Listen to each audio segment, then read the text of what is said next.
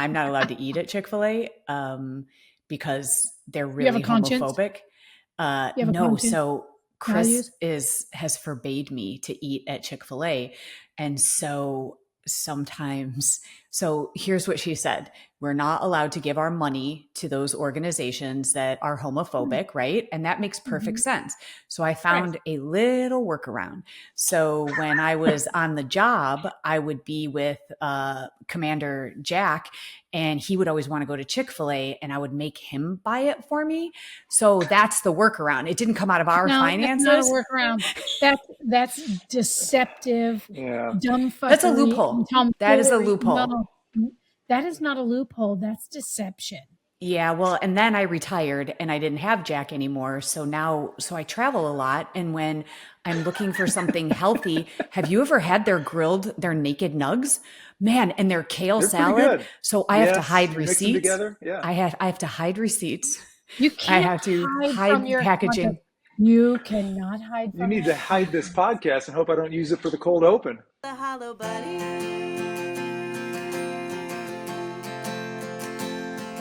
And we all feel hollow sometimes. Greetings and salutations, and welcome to the Hollow Bunny Leadership Podcast. I'm Kristen Ziman, and I am here with my wise and wonderfully witty co-host, Syliva Moir. Wow. This space is for anyone who leads, who lives boldly, or is simply trying to figure out how to do both. And today we're diving into a topic that gets bulldozed by busyness and rage in pertaining to me. We're talking about joy, inspired by a brilliant article in the Harvard Business Review. We're going to unpack how the busiest people still find joy in their lives. So turns out it's not like actually about having more time. It's about how we use the time we have. For sure. And Kristen, we get asked this a lot. It's like, how do I do this busy executive thing? How do I find work-life balance? We push up against that. But what we're doing now is we are responding to our listeners, and we're bringing them some research-backed strategies regarding joy. So let's do this thing. You need joy. I need joy. We're busy people. So let's talk about it. Okay. Harvard Business Review, July, August of 2025. So we're bringing you the very best, the most contemporary stuff. Hot off the press. Hot off the press. Mm-hmm. Yes. So only subscribers get it early, right? So how the busiest people find joy, 5 research-backed strategies by Perlow, Menster, and Affinito. So it says, that research is really suggesting to have a satisfying life. You need 3 things. And we know these 3 things. I'll just tell you what they are here. Achievement, which is recognition or a sense of accomplishment. So achievement's number 1. Number 2, meaningfulness, which is really a connection to something bigger than yourself. We've talked about this a lot in terms of the second mountain and a number of things in terms of doing meaningful stuff. So achievement, number 1, meaningfulness, number 2, and number 3 is joy. And that's basically happiness or positive emotion. And that's what the research is finding, that we need to have a positive life. So, Kristen, the first 2 are kind of easy to grab onto, right? Mm-hmm. But that third one is often elusive. Mm-hmm. Joy. Let's pick this apart. What do they say? Yeah. So this article, they actually broke down 5 ways to find this joy. So these are 5 research-backed strategies that show how joy isn't just for weekends or vacations in Hawaii, right, producer Ted, but it can be built into the cracks and the chaos of our everyday life. So whether you're on a walk, stuck in traffic, hiding from your responsibilities, the first thing that they outline is engaging with others. Now, this, I think, is the greatest low hanging fruit of them all. And I mean, and I can illustrate that just simply in times where I was feeling overwhelmed at work, or even if I had a bad attitude at work. You know how sometimes you can get bogged down with the everyday bureaucracy that is our jobs, putting out fires. And I remember those moments where I found myself becoming disengaged, or even worse, apathetic, or even having a bad attitude. And I found that the one thing, simple thing that I could do to get me out of that funk was to get my ass out of the chair, out of my office, and to walk down into the police department and go to roll call. And I found myself with just no agenda, with no formality, just go in, engage with the officers. I would always find myself then walking down the hallway with someone, talking with them. A simple, "Hey, how's it going?" would open up dialogue, and I would learn something. And I was always reinvigorated every time I left my office and engaged with humans. And we forget that human connection is the thing that we thrive on it, and it puts energy into us. So we need to be deliberate about that. So I loved number one. Yeah, because people get more joy from doing things or activities with others than from doing them alone. I mean, it also speaks to team sports, team activities, volunteering, going out for whatever. When we connect with people, to your point, that was found to be the most significant, and your experience speaks to how that got you out of a funk. So number one, Yeah. Don't you connect with find though people. that that's like a thing that we fight all the time? I mean, just think about like right now, people know, those who know us, I've been at home taking care of my wife who just had surgery, and I have not left the house. I've not Little traveled for 8 crabby, days. So I'm little a crab little cakes. crabby. And I'll tell you what, Uh-huh. last night we were able to get her out of the house, and Mm. even on her limpy leg, and we went to go socialize with neighbors. And I came home like full of energy, just that human connection. Yeah. But why is it though that we fight the urge? Because it is so much easier to stay on the sofa, to stay in our offices and say, I've got to get this work done, or I don't feel like it, when we know we'll feel better if we just show up. But why do we have such resistance about engagement? Because we feel like we're busy and we want a passive pursuit where I just don't want to think about stuff. I don't want to engage. I don't want to think about what I'm going to wear. Don't want to think about what I'm going to bring, Yeah. if I'm going to somebody's house. And you and I have talked about this a lot. I do this all the time where I'm like, I don't want to go. And when I go, I'm like, hell yeah, that was Yes. awesome. Showing up Totally worth always. it. It's getting Always. past that initial reaction of, oh shit, I don't want to go. Because I think we engage in passivity because we just don't want to be. But number two really urges us, in terms of the 5 things, really urges us to fight that necessity. And it argued in this research, avoid passive pursuits. Yeah. And really, how we spend our free time, if we do it in passivity, it's actually degrading to our joy. What did you think when you read that? This is the biggest rabbit hole that I fall into when I get tired of writing, when I, push myself away from Yeah. building the next keynote, and I find myself, because I love doom scrolling. I can find myself on TikTok, and I try to tell myself that I've curated my my feed purposefully, and that the good stuff comes in, like the things that I like to follow, like leadership and really funny things. But that's not how it works. There's all kinds of things that get put into that algorithm, and that dopamine hit, it's like it's really hard to stop scrolling, especially when you're entertained and you start laughing and you move on to the next one. So that is the rabbit hole that I go in. And then when I become conscious, I do self-correct. I course correct pretty quickly, because I will suddenly go, I have just wasted 20 minutes and I have gotten absolutely nothing from it. But it takes consciousness to course correct, because I can fall into that like most people, and I'll come out of it and go, what did I just do? Right. And we've talked about that. I took Facebook and Instagram and I put them on the back of my phone on the last page, right? Yeah. And I don't get notifications because I'm like, I was doing the same thing. And you kicked me in the ass and said, how much time are you spending? Right. I was spending like an hour and a half on Yeah. that shit. And I don't want to do that. So this, like, look, I'm wearing my golf attire today because I am Yeah. going to play golf. Oh, And so I'm going to play golf at the end of the business day. So I'm super stoked about that. That is a connection with people, with my yeah. person. It is an active pursuit. It's something that I am working to make central to my life as an active pursuit and really working on the craft. Plus, I can't run anymore. So I've Yeah. got to find something I can do. And so I think two things that really come up here. One is that number one is connectivity.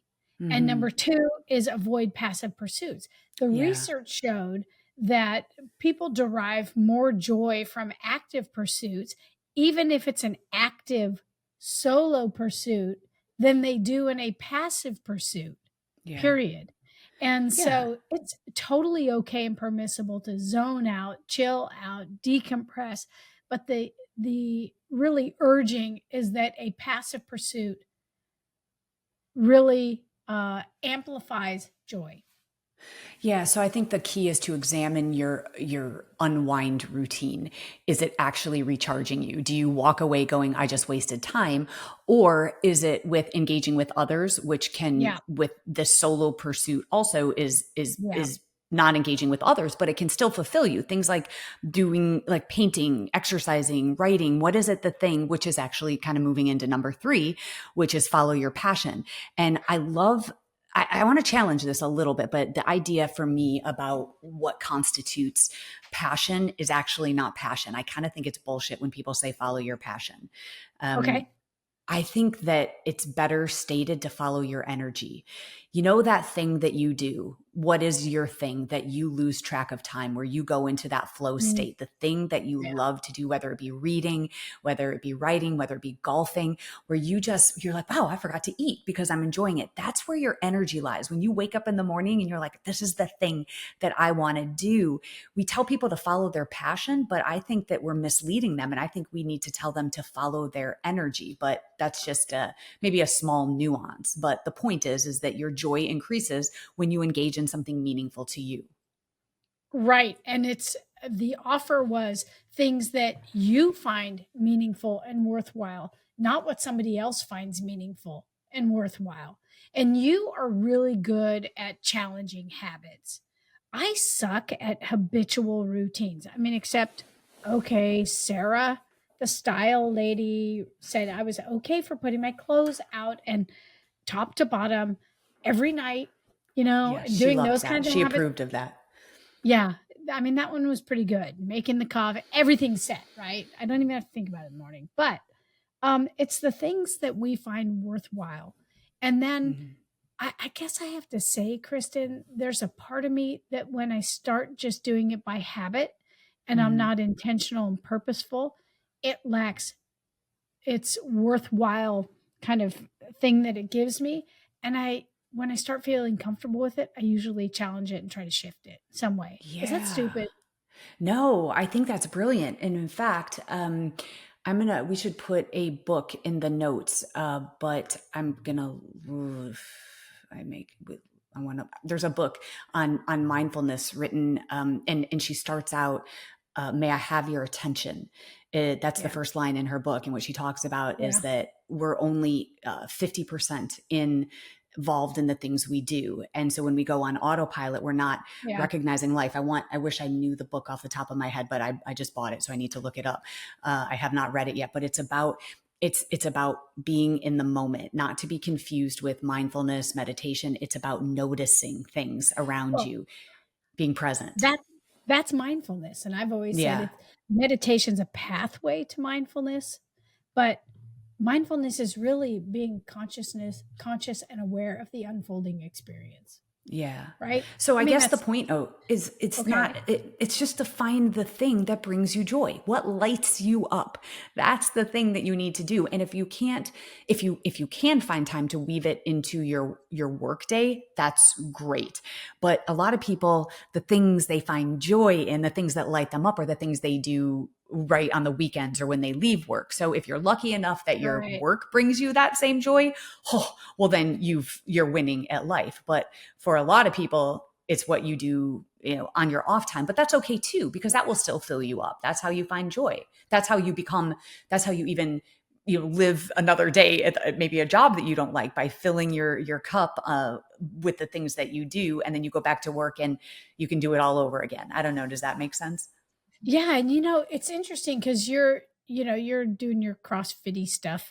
And so what was really resonant with me in the middle of this research article was that life satisfaction raises significantly as you go from doing personally rewarding stuff of low value to those of high value. It said, look, those activities that are considered good for you, okay, there's actually more value in those personally rewarding activities.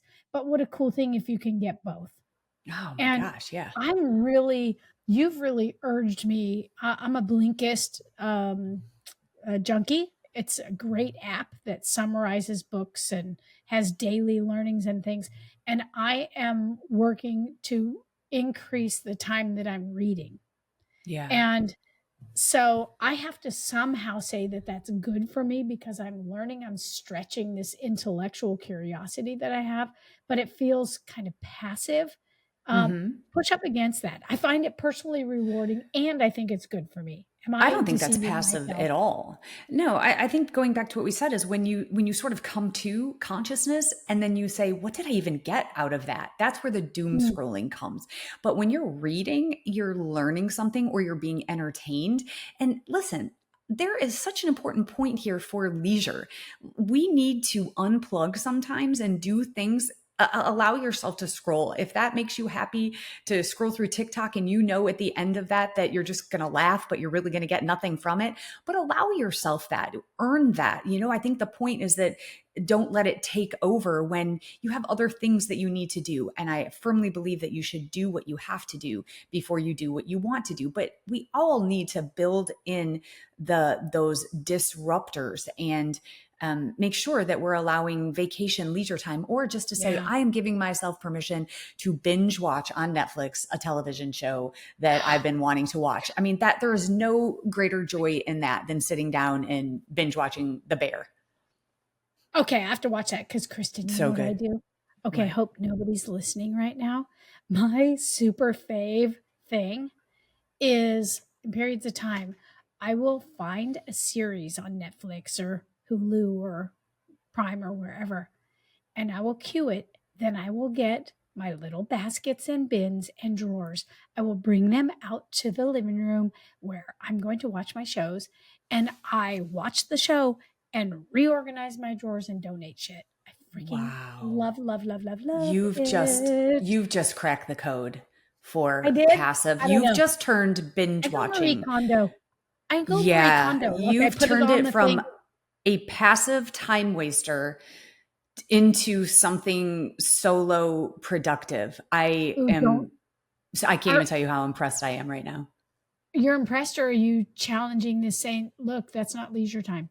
Like, No, I well, so love for someone it. who's an overachiever, I'm literally obsessed with that idea because you can still be entertained by the show, but you're Yep. also doing something that's kind of Yep. no brainer. You don't have to really think about reorganizing. At least I don't, you don't, because we're just so good at it. But no, I love that because that makes you feel less Okay. guilty. It's sort of like, there's also, speaking of hacks, like, there's also other things you can do. You can even maybe perhaps scroll while you're, I don't know, on the elliptical or something where you're allowing yourself Okay. to do something where you're also being productive at the same time. So see, this is the overachiever in So me we're is like, okay, justified, I right? know I 2 want to for do the 1. passive thing, but I also want to accomplish something. I want to do the passive thing, but I don't want to suck. Like, I know. I don't want to right? be a lazy bum, right? Yeah. Oh, There have God. been times, oh my God, she's going to kill me. But The there word was a beep shit. time, like it was about a month ago and we hadn't done anything all day. Oh, because I think that we had a little too much tequila the night before. So Oh, it that was was a that night. Sunday. It was a Sunday and we were laying around and I was like, we need to stop this. So I was like, listen, if we're going to watch TV all day, then we have to earn it. So I rolled the Peloton out from the other room and we got the walking pad out. And Chris is like, are you kidding me right now? So I'm like, the only way that we can earn this lazy day is we have to exercise while we're watching TV. And so she was so mad at me. We're supposed to be helping people. I know. This is the Not antithesis. Okay. This is the antithesis of helpfulness. Well, maybe it'll resonate with some folks, right? Because this next one is mine and mine alone. Well, it's not mine and mine alone, but number 4, which is my favorite number, right? Okay. Diversify your activities. How many people do we know? They pick up a hobby and they go so all into this hobby, it becomes it rules their life. It is the thing that's their life. They now have, I don't know, pickleball shirts and pickleball tattoos and pickleball license frames. And their entire closet shifts from normal people shit to pickleball. It's like, that's why we called it a cult. But Okay. It's really cool. It's a hobby still. that taken to excess becomes decreasing joy in their life. Okay, but wait, or does it? Okay. Their friends and their people that they're in space with, and they find new pickleball people. Okay, help! Look, I'm crossing which just perpetuates the pickleball cult when you meet more pickleball. Okay, but what would you say to Malcolm Gladwell with 10,000 hours of mastery? Like what motivates humans is autonomy, mastery, and purpose.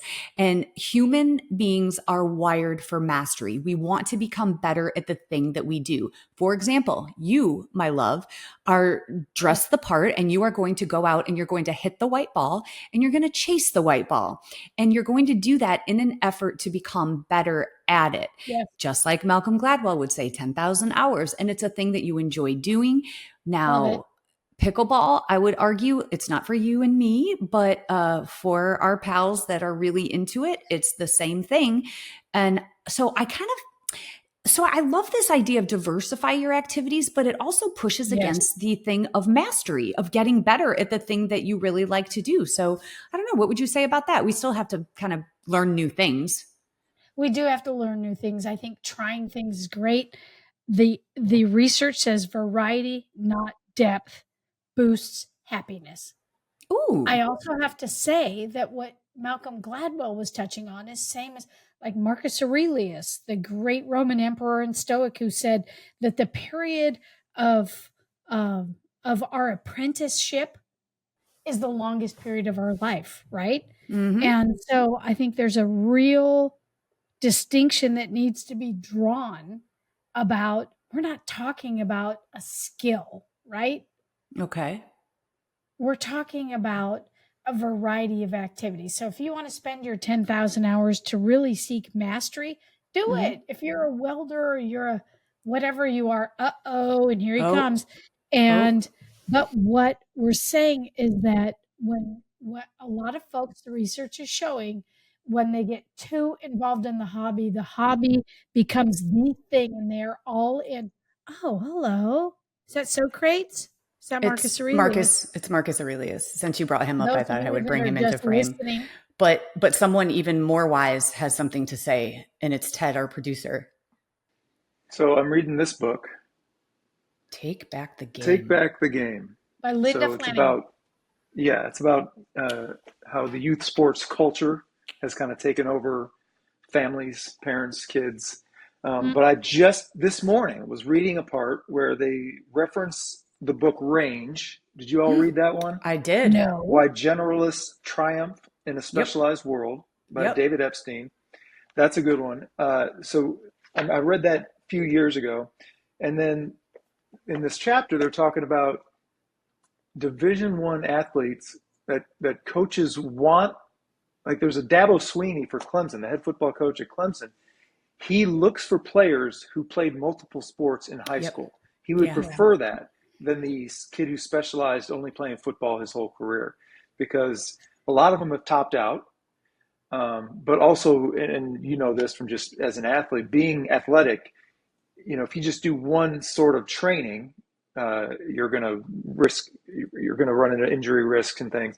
But by playing a lot of different sports, hearing different voices from different coaches, moving different muscles for what that particular sport requires, that makes you a better overall athlete. And then when you do decide to kind of zone in on whatever that sport is, you're better off for it.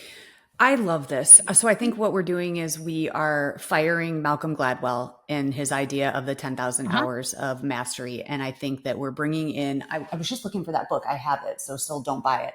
But I have the book Range, and it is so good. That's exactly what we're talking about, diversifying our activities and doing a little bit of a lot. So I think that is a tool for leaders. Encourage people also, in your charge to pursue multiple outlets. So, maybe that can work for our organizations as well. But personally, I think that variety protects against monotony and it keeps joy alive. Yeah, and I have to say, just this morning, I read a Blinkist summary of a book, how the Danish parenting, and it said that in the United States, we overcommit our kids on their weekends. There's no free play. And one of the central tenets to the Danish people and their optimism, resilience, and grit is that they provide absolute free, unstructured time to their kids. I love it. And that breeds creativity. Breeds creativity, resilience, innovation, and just, like as a kid, my parents would just release us. I said I was a feral cat before. We would just make up games. Yeah. And we would play a variety of games, board games and other active games. We played SWAT. Yep. I was learning about micro macro terrain as a youngster. But that free time to just innovate. What do you think, Ted?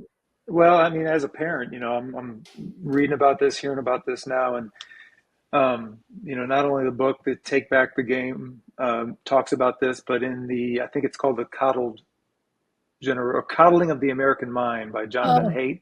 He's the one who also, what was that one that I can't think right now, but they talk a lot about kids don't just play sports together anymore. And so when that happens, when a bunch of kids are playing together, there's an unspoken common interest to keep the game going, right?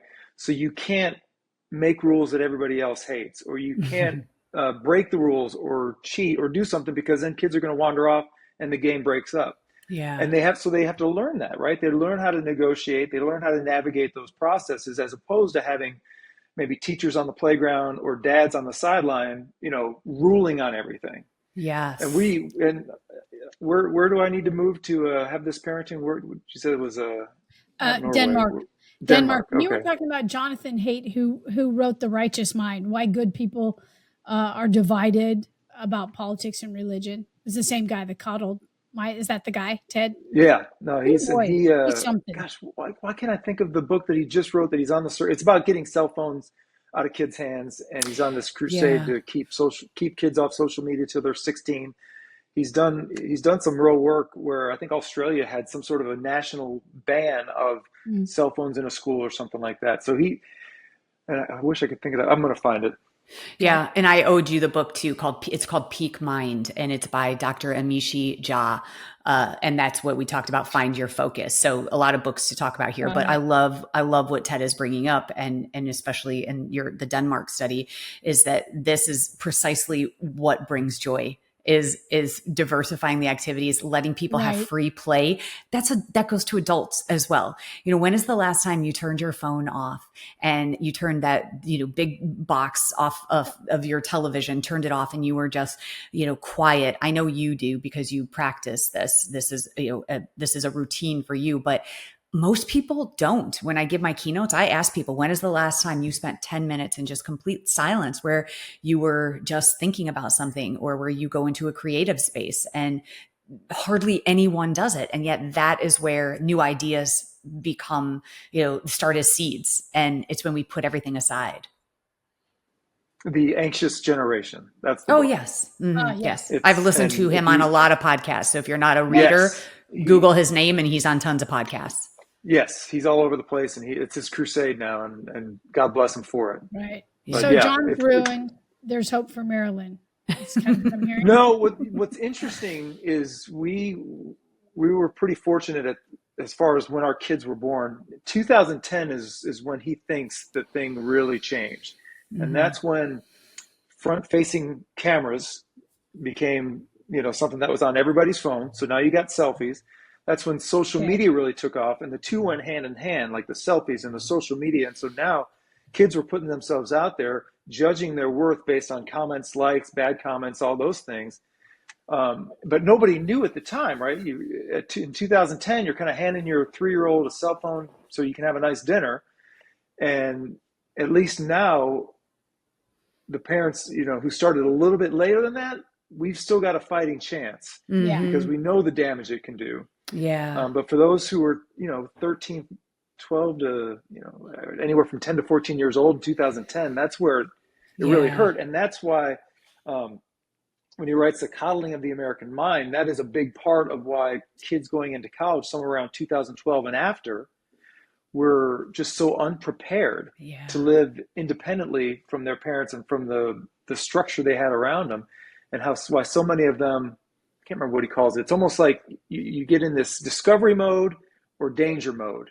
And you used to be, I think when we all went to college, you're in that discovery mode of what can I do next and what's over here and what activity can I get involved in and who am I going to meet?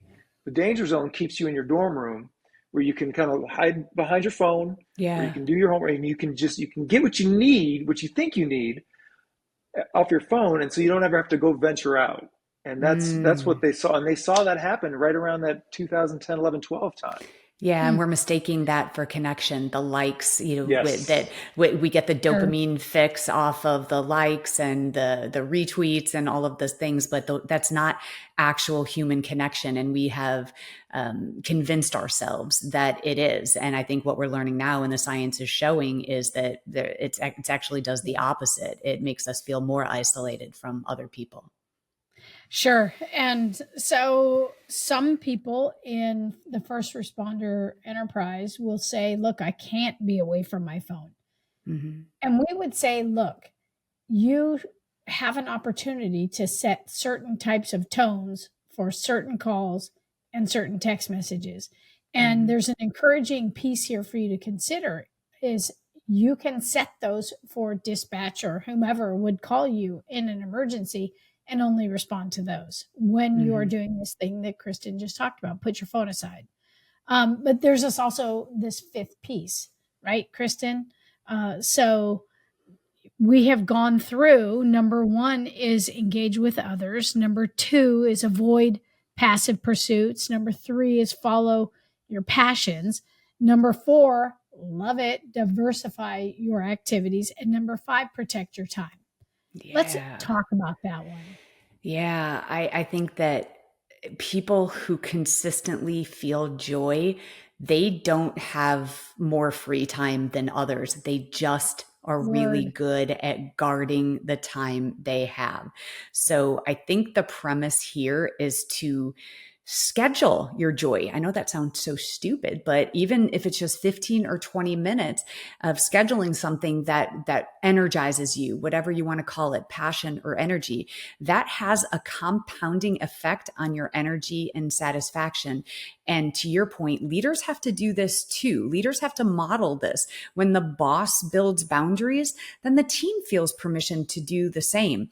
I will tell you that I failed at this miserably, and you can ask my family. It didn't matter if we were all sitting at dinner. If my phone rang and it was the union president or a police officer, I would excuse myself. I would leave the dinner table and I would go take the call. And I remember them saying, my kids, like, hey, can that wait? And I thought, no, this is work. It cannot wait. And I got that absolutely wrong. So I think we need to protect our time because that protects our sanity. Yeah, and inevitability of one spilling into the other, either work into other parts of life or life spilling into work. Those are inevitable. But it is about, like what you said, it is about recognizing that your well-being and your joy are enhanced when you have clear boundaries.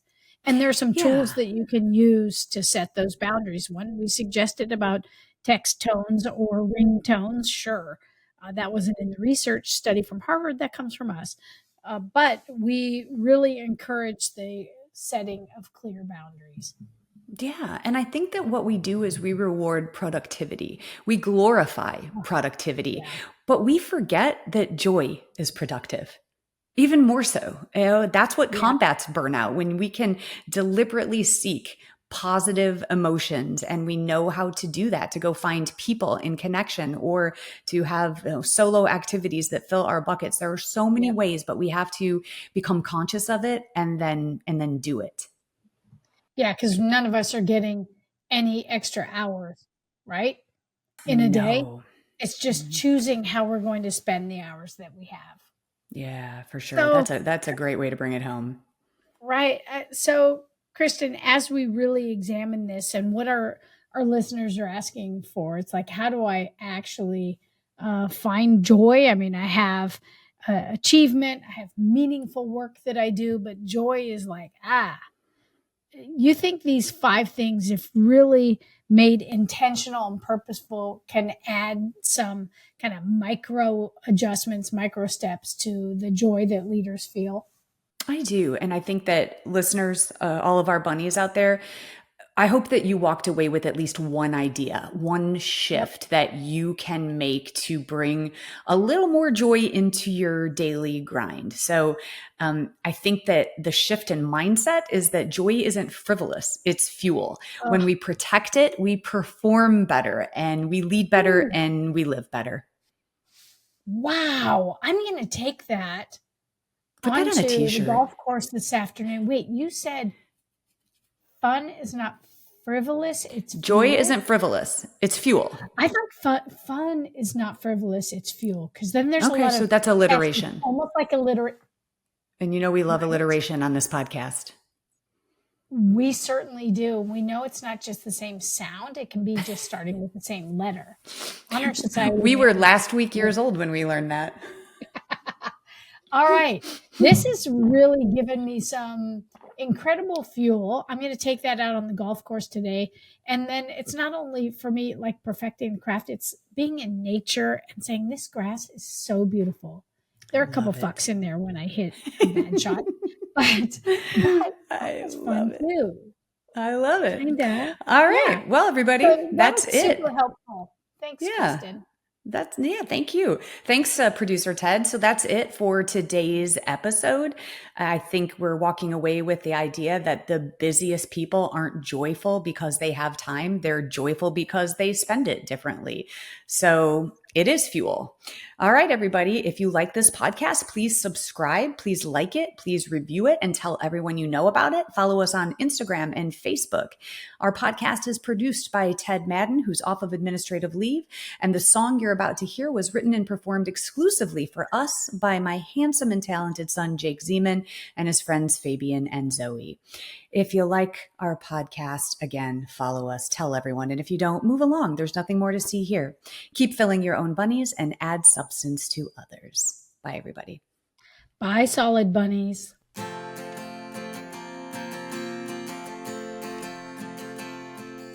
When you look inside, what do you find? Are you content to fall behind? When you lose your way and you've lost your why, have courage and get ready to fight the hollow bunny.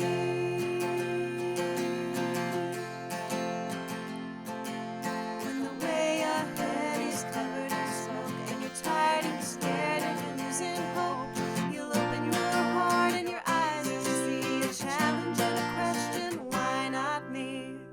To fight the hollow bunny. And we all feel hollow sometimes, but the monsters are only in your mind. It's a tough pill to swallow, but if you're brave and kind, you'll be alright. If you fight the hollow bunny.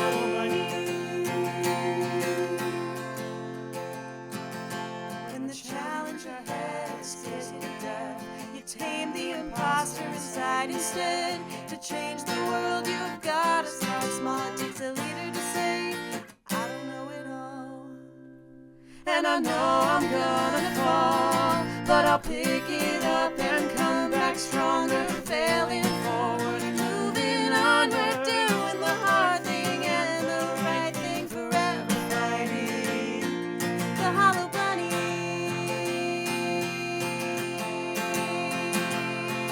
And we all feel hollow sometimes,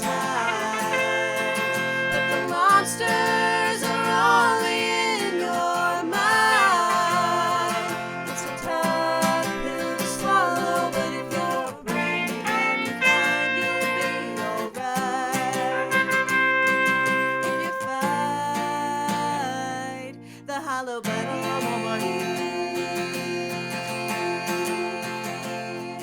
If you're tough on the outside but empty within, something's gonna crack, you've gotta start again. And we all tough on the outside but empty within, something's gonna crack, you've gotta start again. The monster